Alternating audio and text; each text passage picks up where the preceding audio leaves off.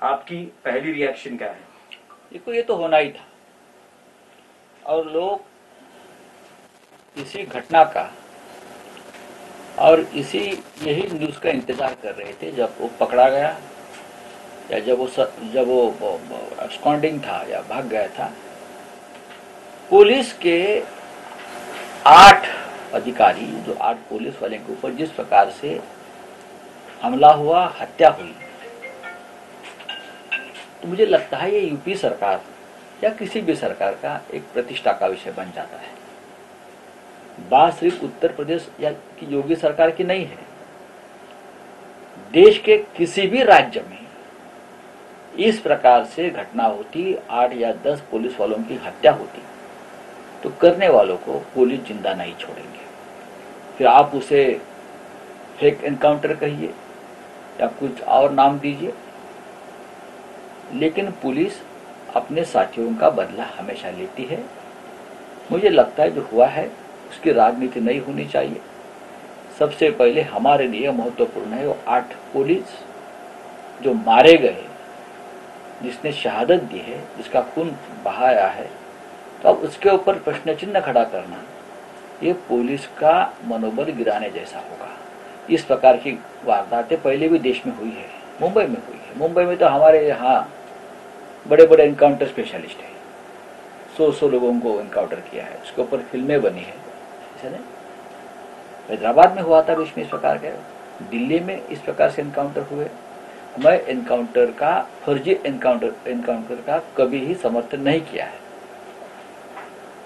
और ना करेंगे, लेकिन अगर पुलिस वालों की हत्या होती है, पुलिस की प्रतिष्ठा अगर नहीं रहेगी, पुलिस का डर नहीं रहेगा, तो देश में कानून नहीं बचेगा, व्यवस्था नहीं बचेगी।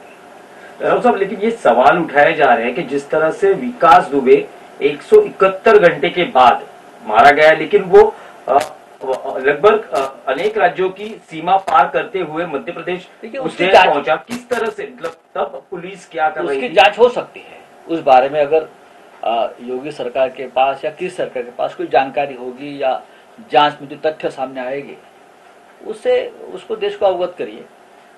उसमें कोई दो राय नहीं है कि वो कैसे भाग गया, उसको किसने मदद की, उसके साथ किसके संबंध थे। लेकिन अगर यूपी की राजनीति या बिहार की राजनीति और भी राज्यों की राजनीति देखिए, तो अब इस प्रकार के असामाजिक तत्वों को राजनीति में बहुत ही महत्व मिल गया है। ये नहीं होना चाहिए, इसलिए इस प्रकार के हादसे होते हैं। डर और खौफ नहीं रहा वर्दी का। जिस दिन वर्दी का खौफ कम हो जाएगा तो लॉ एंड ऑर्डर, कानून व्यवस्था खत्म हो जाएगी। लेकिन लगभग 60 से ज्यादा गुने या मामले, आपराधिक मामले विकास दुबे पर चल रहे थे, तब क्यों विकास दुबे पे कार्रवाई नहीं हुई? अब जाके जो नौबत आई है, जिस तरह से यूपी पुलिस भी कटघरे में है। ऐसे मामले में हमेशा सभी राजनीतिक दल कटघरे में खड़े होते हैं, सिर्फ सरकार की बात नहीं है। ये विकास दुबे का जो प्रोडक्शन है वो आज का नहीं है, वो बहुत सालों से राजनीति कर रहा है, बहुत सालों से यूपी में। मैं उनके बारे में जो जानकारी मैं रखता हूँ, अब हमने पढ़ना शुरू किया था, तो उसके लिए किसी एक सरकार या एक पार्टी को जिम्मेदार नहीं ठहराना चाहिए, पूरी राजनीति उनके लिए जिम्मेदार है। सर, असा एक प्रश्न आहे, थेट प्रश्न आहे की विकास दुबेला एन्काउंटर करण्यामागे अनेक मोठी नावं बाहेर आली असती म्हणून त्याचा एन्काउंटर केला गेला, असं आता सगळीकडे चर्चा सुरू झालेली आहे। आपल्याला काय वाटतं यामध्ये किती तथ्य, आणि असे याआधी देखील आपण अनेक आरोपी पकडलेले आहेत, त्याच्यातून काही नावं बाहेर आलेली नाही, तर विकास दुबेकडून येऊ शकली असती का आणि त्यामुळेच एन्काउंटर झालाय का? बघा, माझं हा एक अभ्यासाचा विषय नेहमी राहिला, राजकारणातली गुन्हेगारी, अंडरवर्ल्ड, पोलीस। विकास दुबे सारखी लोक जे निर्माण केले जातात ती अनेक राजकारण्यांची गरज असते, त्या भागावर नियंत्रण ठेवण्यासाठी, निवडणुका जिंकण्यासाठी, खंडण्या गोळा करण्यासाठी, पैसे जमा करण्यासाठी अशा प्रकारचे दहशत निर्माण करणारे लोक काही राज्यांमध्ये राजकारणी पोचतात, पोलीस सुद्धा त्यांची निर्मिती करतात। त्यातलंच एक विकास दुबे प्रकरण आहे। त्यांच्या घरातले अनेक लोक राजकारणामध्ये आहेत माझ्या माहितीप्रमाणे. तो स्वतः अनेक राजकीय पक्षांशी संबंधित होता, एका नाही, त्याने अनेक राजकीय पक्ष बदललेले आहेत. त्याला जबाबदार कोण आहे? त्याला जबाबदार या देशाचं राजकारण आहे. राजकारणाचं गुन्हेगारीकरण आतापर्यंत होत होतं, आता गुन्हेगारीचं राजकारण व्हायला लागलेलं आहे आणि हे अत्यंत घातक आहे. आता पूर्वी राजकारणी गुन्हेगारांचा वापर करत होते, आता गुन्हेगार थेट राजकारणात यायला लागले आणि हे एकाच राज्यामध्ये होत आहे असं नाही, हे अनेक राज्यामध्ये मला होताना दिसतंय आणि ह्याच्यावरती राष्ट्रीय भूमिका असणं गरजेचं आहे. होरा कमिशन जर आपण पाहिलं असेल, त्या काळात होरा कमिशन निर्माण झालं होतं की गुन्हेगार व राजकारण्याचे निकष काय आहे, त्याच्यामध्ये त्यांनी ज्या काही माहिती दिलेली आहे त्याला सुद्धा एक जमाना लोटला. पण शेवटी हे संबंध आहेत आणि मोठ्या राज्यांमध्ये खास करून या संबंधांना अजूनही प्रतिष्ठा आहे. अनेक राज्यांच्या विधानसभा जर आपण पाहिल्या, त्यातले सदस्य पाहिले तर अशा अनेक आमदारांवरती खंडणी, बलात्कार, अपहरण, खून असे गुन्हे नोंदलेले आहेत. विकास दुबेला सुद्धा एक पक्ष विधानसभेचे तिकीट देणारच होता, हे मी वाचलं, पण त्याच्यावरती एका प्रकरणात तो सरेंडर झाला नाही. पोलीस ठाण्यामध्ये त्याच्यावरती हत्या केल्याचा आरोप आहेत मंत्र्यांवरती, खासदाराचे केलेले आहेत. मग तरीही इतके वर्ष असे गुन्हेगार समाजामध्ये राहिले, त्याला जबाबदार कोण आहे? योगी सरकार तेव्हा नव्हतं. राउत साहब, प्रियंका गांधी वाड्रा ने ट्वीट किया है. सर, मी प्रश्न पुन्हा परत करतो की विकास दुबेने काही महत्वाची नावं बाहेर येऊ नये म्हणून त्याचा एन्काउंटर केला. मला असं वाटत नाही. पोलिसांनी घेतलेला सूड आहे आपल्या सहकार्यांचा.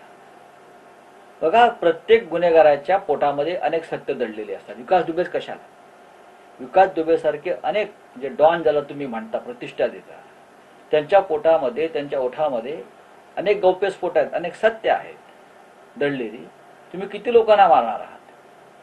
हा, पण मला असं वाटतं की शेवटी एका राज्यात 8 पोलिसांचं हत्याकांड झाल्यावर, त्या हत्याकांडाने त्या राज्याची प्रतिष्ठा धुळीस मिळाल्यावर मला असं वाटतं की पोलिसांसमोर आणि राज्यासमोर अशा प्रकारच्या डॉनवरती अशा प्रकारे कारवाई करण्याशिवाय दुसरा पर्याय असत नाही. आणि मला वाटतं की अशा या प्रकाराचं म्हणजे या एन्काउंटरचं समर्थन जरी केलं नाही तरी पोलिसांचं मनोबल खच्ची होईल. अशा प्रकारची वक्तव्य किंवा अशा प्रकारच्या भूमिका कोणत्याही राजकीय पक्षाने घेऊ नये. सध्याचं राजकारण असं आहे, खास करून यूपी किंवा बिहारचं, की हमाम में सब नंगे हैं. प्रियंका गांधी वाड्रा जी ने ट्वीट किया है, अपराधी का अंत हो गया है, अपराध और उसको संरक्षण देने वाले लोगों का क्या? देखो, प्रियंका जी ने जो ट्वीट किया है, जो बात रखी है, उससे मैं सहमत हूँ. एक बात तो सही है कि वो अपराधी था विकास दुबे, उसका अंत हुआ है. लेकिन हमारे समाज में और राजनीति में, कॉरपोरेट जगत में, सभी क्षेत्र में इस प्रकार के असामाजिक तत्व आज भी काम कर रहे हैं.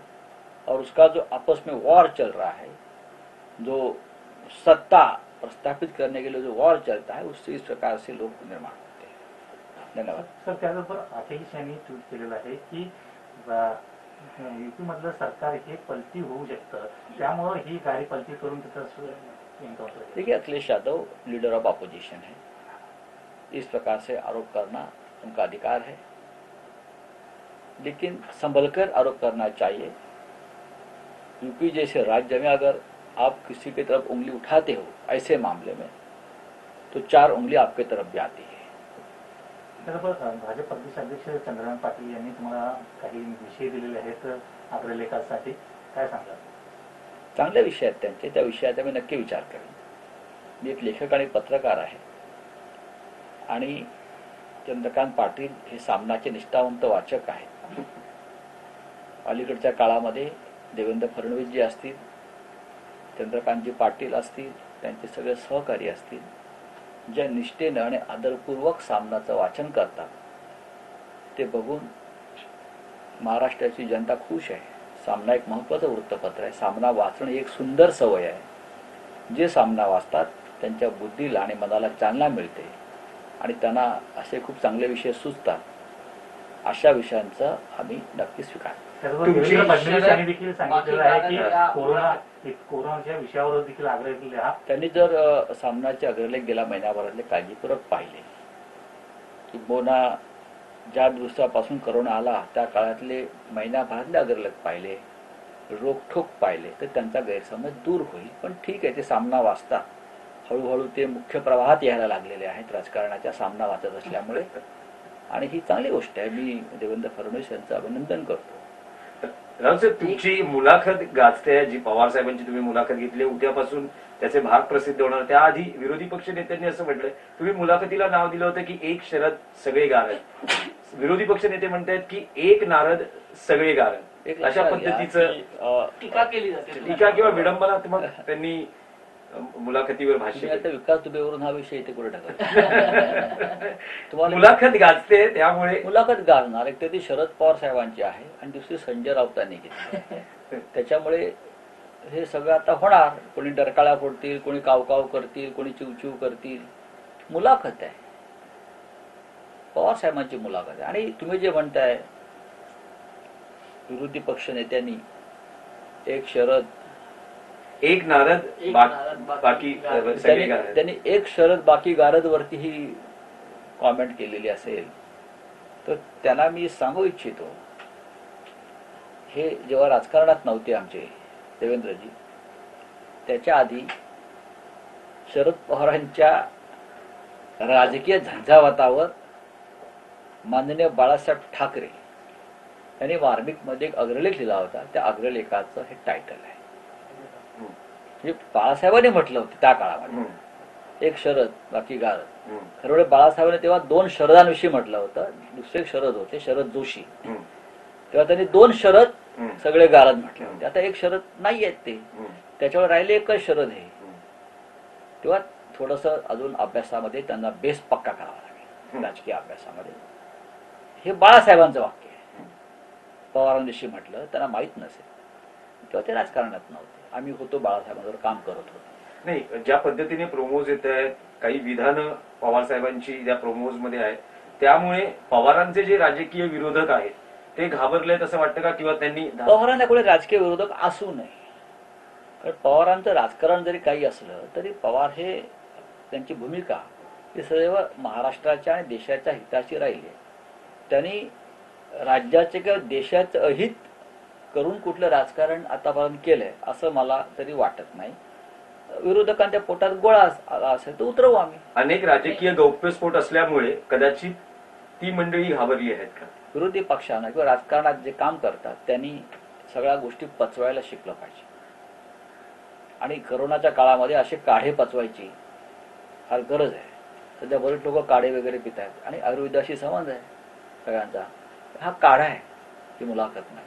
तो पचवायला पाहिजे सगळ्यांना. तुम्ही या मुलाखतीमध्ये वेगवेगळे प्रश्न विचारलेत की तुमच्या हाती रिमोट कंट्रोल आहे का, लॉकडाऊन मध्ये तुमची भूमिका वेगळी होती, तर तुम्हाला मनासारखी उत्तरं मिळालेली आहेत का या मुलाखतीमध्ये? माझा जो का अनुभव आहे बाळासाहेब ठाकरे आणि शरद पवार या दोन नेत्यांविषयी, ते कोणत्याही प्रश्नाचं उत्तर टाळत नाही. कारण हे खूप ज्येष्ठ नेते आहेत राजकारणातले, भीष्म पितामह आहेत ते सगळे. बाळासाहेबांच्या मी 100च्या आसपास मुलाखती घेतलेल्या आहेत. बाळासाहेबांना विचारलेल्या कोणत्याही प्रश्नाचं उत्तर बाळासाहेबांनी कधी टाळलं नाही किंवा त्या उत्तराची किंवा प्रश्नाची दिशा बदलली नाही. जे त्यांच्या पोटात आणि मनात आहे ते त्यांनी सरळ त्याचं उत्तर दिलंय. मला असं वाटतं शरद पवार सुद्धा त्याच पद्धतीनं संवाद साधतात. त्याचबरोबर शिवसेनेचा एक अंतर्गत प्रश्न आहे. ज्या पारनेरमधील नगरसेवकांनी राजीनामे दिले होते ते पुन्हा शिवसेनेत आलेले आहेत. विजय आवटे यांच्या राजीनाम्याची मागणी केली आहे त्यांनी. त्याच्याविषयी माझ्याकडे माहिती नाही. हा स्थानिक विषय मी आपल्याला सांगितलं. हा पूर्णपणे स्थानिक विषय आणि शिवसेना पक्षप्रमुख या विषयावरती स्वतः लक्ष घालत असल्यामुळे त्याच्यावरती आता मी बोलणं बरोबर नाही. धन्यवाद. थँक्यू. तुम्ही